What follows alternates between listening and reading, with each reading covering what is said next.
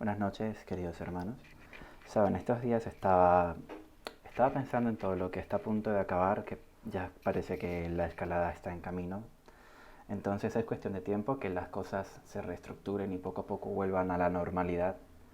Sin embargo, esto de la cuarentena, el principio de la cuarentena, es algo que sin duda alguna merece la pena que estudiemos un poquito antes de que todo esto acabe.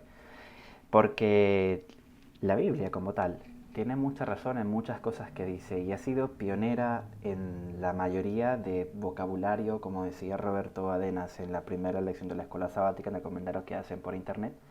Es pionera en muchas cosas, es decir, nosotros estamos acostumbrados a un vocabulario que ya forma parte de nosotros, pero que no es habitual, que es un vocabulario bíblico. El término cuarentena, la primera que lo utilizan, los primeros que consiguen este término, los primeros que comienzan a trabajar en esta dirección son los hebreos en la Biblia, ¿ok? Cuando el pueblo de Israel sale de Egipto, que han sido esclavos por 400 años, entonces tienen 400 años sin formarse académicamente y sin tener ninguna clase de norma de salud. Dios poco a poco les va dando los pasos a seguir para que estas personas sean guardadas, ¿de acuerdo? Lo interesante del caso es que los judíos, al guardar la ley de Moisés, que es una ley ceremonial que guardaron toda la vida, que fue escrita directamente por Dios, ellos sobrevivieron muchísimo mejor a las circunstancias y eran mucho más higiénicos que el resto de civilizaciones que los rodeaban en toda la historia. Incluso en la edad medieval, la gran llamada peste bubónica, peste la peste negra, por así se conocía así, la peste negra. La peste negra como tal fue una plaga mucho peor sin comparación que esta que tenemos ahora. Y había un sector de la población europea que se preservó muy bien y no entró en la dinámica de la enfermedad. Estaban aislados. Este sector eran los hebreos, los judíos. Y ellos se salvaron de la crisis y de la gran enfermedad porque eran muy higiénicos, porque seguían la ley de Moisés, la que los separaba de evitar cualquier contacto con animales o con cosas que los hicieran impuros, ¿ok? Y esta palabra impuro es donde quiero que nos centremos hoy. La Biblia hace mucha diferencia entre puro e impuro, entonces la etimología de estas palabras es lo interesante del tema. La palabra impuro en la Biblia viene de la raíz taor, en el sentido de limpio. Perdón, la palabra puro viene de la raíz taor. La palabra taor pues quiere decir que algo es puro en el sentido de que es limpio, que es sin mancha, que es sin mezcla, que es sin riesgos. Mientras que la palabra tame, que por cierto se parece mucho a la palabra tabú, que significa prohibido o peligro, eh, tiene que ver con todo lo contrario, con algo que, no nos podemos acercar porque es peligroso. ¿Ok? En el Antiguo Testamento, en el libro de Levíticos, Dios va a hacer mucho hincapié en separar algunas cosas para que el ser humano no entre en contacto ni siquiera con ellas. Y si lo hace, que tenga mucho cuidado y mucha precaución. Y si lo hace, entonces comenzarán a llamar la famosa cuarentena, es decir, se someterán a un periodo de aislamiento voluntario para no contaminarse porque en ese momento quedaban impuros. Estaban impuros al tener contacto con tres elementos muy importantes. Con un cuerpo, ya sea enfermo o muerto, que se considerara impuro, o un cuerpo humano también, un cadáver humano también se lo consideraron como impuro. Con la sangre y con la semilla de los humanos, es decir, con el semen. Estas circunstancias llevaron a que los israelitas tuvieran muchísimo cuidado con cómo llevaban su sexualidad y cómo llevaban su alimentación y su vida sanitaria. Y es así porque la Biblia da muchísimas recomendaciones, incluso entre las relaciones sexuales entre los parentescos, Levítico 18, manipulación de cadáveres, Levíticos 11, y contactos con una enfermedad que en la época abundaba mucho que se conoce como la lepra, Levíticos 13 y 14. Y lo interesante de esto es que incluso las casas que tenían en las paredes una mancha rojiza o blanca, eran sospechosas de que tenían lepra. Entonces estas personas, las que vivían en la casa, eran obligadas a salir de allí por un espacio de 7 días. Y la casa en 7 días queda totalmente deshabitada y nadie podía entrar. A los 7 días el sacerdote entraba en la casa y verificaba la pared donde efectivamente había estado la mancha. Y si la mancha se había extendido y era más grande, entonces inmediatamente la casa se tiraba abajo y se deshacía, porque esa casa estaba contaminada con lepra. Y por los 7 días guardaron la distancia para que nadie se contaminara de esto. Lo mismo pasaba cuando alguien sospechaba que tenía lepra. Esta persona tenía que ir al sacerdote, el sacerdote le hacía una serie de exámenes, y mientras la persona se aislaba y se ponía en la cuarentena, una cuarentena que puede durar más o menos tiempo dependiendo del caso. En la época nadie, ninguna otra cultura de las circundantes tenía estos principios, solamente los hebreos. Y la cuestión se hace mucho más importante cuando hablamos de la cuarentena como tal. La cuarentena como tal viene a verse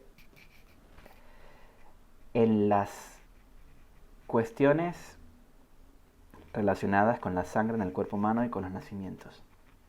¿Ok? Aquí la Biblia es muy clara cuando le dice a las mujeres, por ejemplo, que acaban de dar a luz, que tienen que tener 40 días de separación con sus esposos, con sus maridos. Los que ahora llamamos 40 días de dieta, pero que en esa época era algo muy novedoso y que Dios, que es muy inteligente, sabía por qué lo hacía.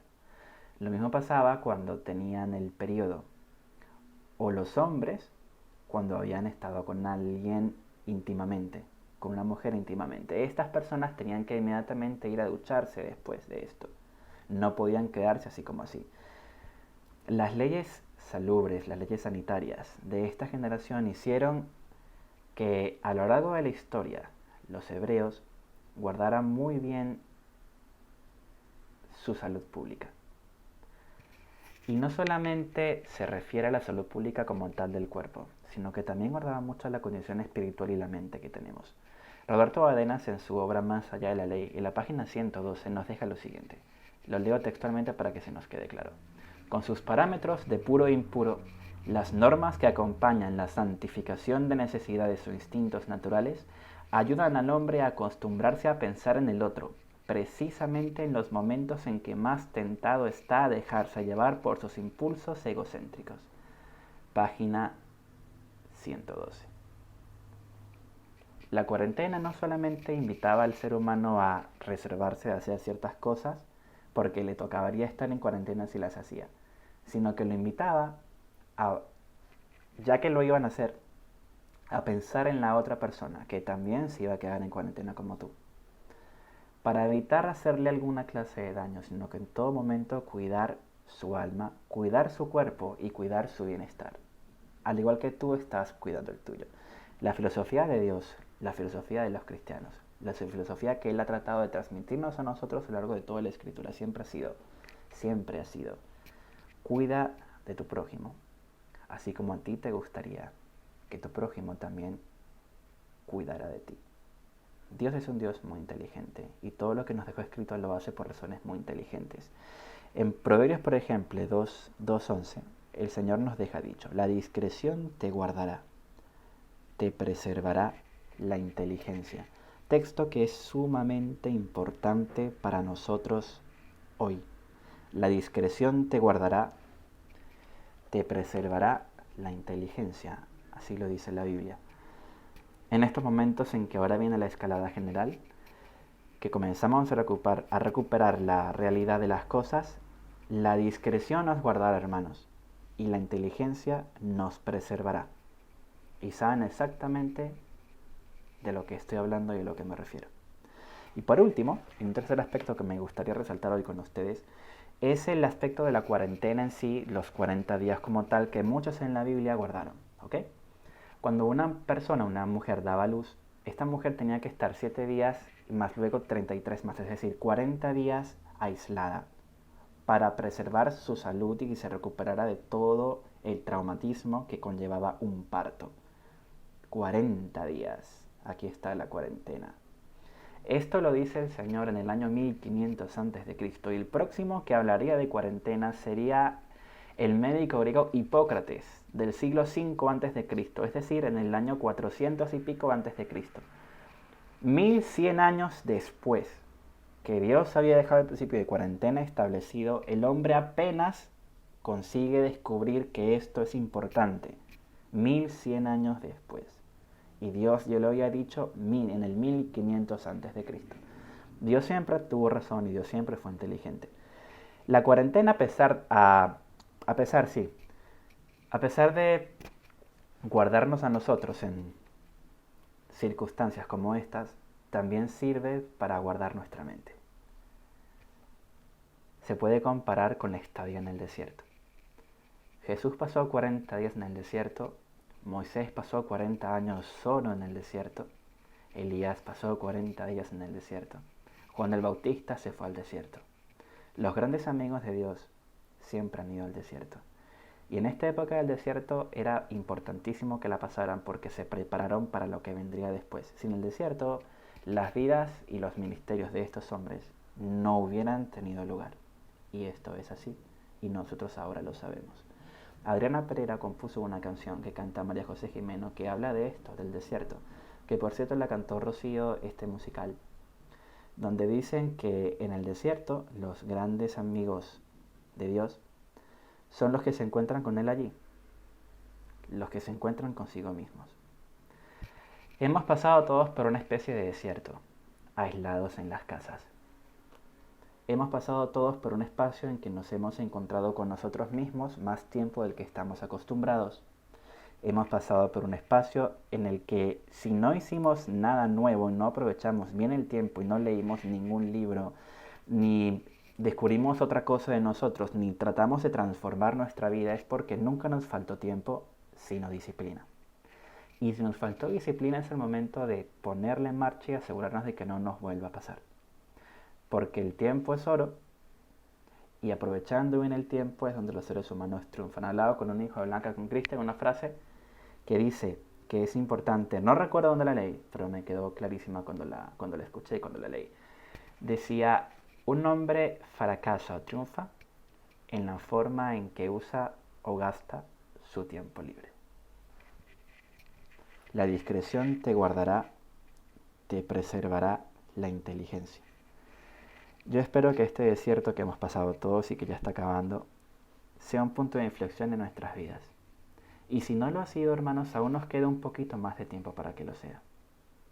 Que podamos mirar el 2020, al mes de abril, mes de mayo, mes de marzo y decir, me acuerdo de esta época de mi vida cuando comencé a cambiar, porque pasé por un desierto que hizo que mi vida se modificara gratamente.